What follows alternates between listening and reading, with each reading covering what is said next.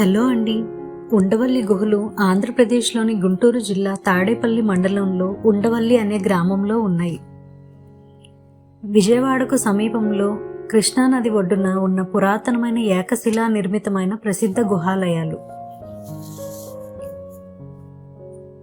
ఒక పర్వత సముదాయాన్ని ముందు భాగం నుండి లోపలికి తొలుచుకుంటా వెళ్ళి 4 అంతస్తులలో ఆలయాలను నిర్మించారు. ఈ విధానాన్ని రాక్ కట్ ఆర్కిటెక్చర్ అని అంటారు.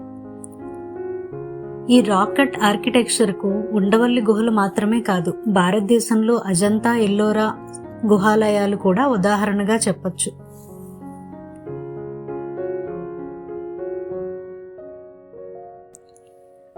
ఉండవల్లి గుహలు క్రీస్తు శకం 4వ మరియు 5వ శతాబ్దాల మధ్య కాలంలో నిర్మించబడి మొదట బౌద్ధ విహారాలుగా ఉపయోగపడ్డాయి.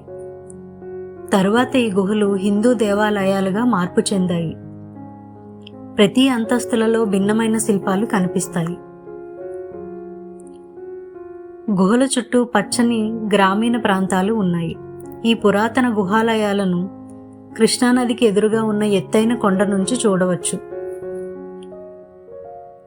ఈ గుహలు బౌద్ధ మతానికి సంబంధించినవి.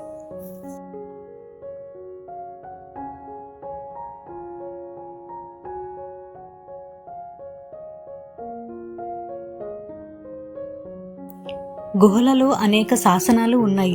అందులో ఒకటి 13వ శతాబ్దానికి చెందిందని అంచనా వేయబడింది.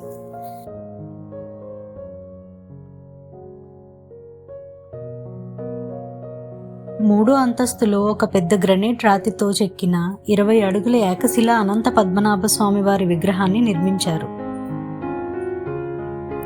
గోడలపై ఉన్న శిల్పాలు వైష్ణవ దేవతలను సూచిస్తాయి.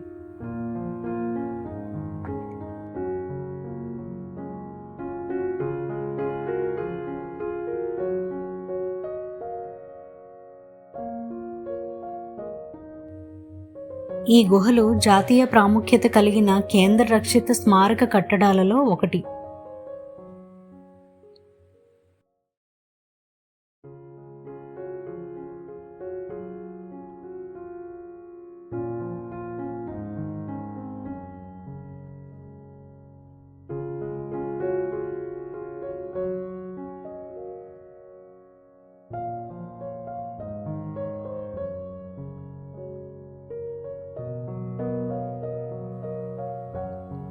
ఉండవల్లి గ్రామానికి విజయవాడ నుండి ప్రకాశం బ్యారేజీ మీదుగా 301 నెంబరు గల సిటీ బస్సులలో చేరుకోవచ్చు.